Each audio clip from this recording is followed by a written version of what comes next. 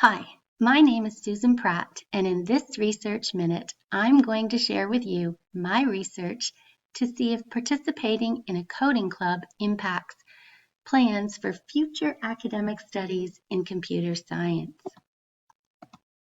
I want to know if girls feel more inspired to study computer science after participating in a girls-only club compared to girls who participate in a club offered to both boys and girls.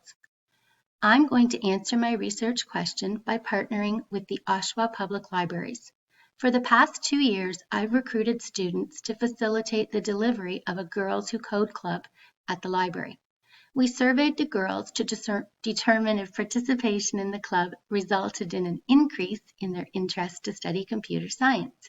I'd like to replicate this study in clubs offered to both genders to see if the girls-only variable is significant.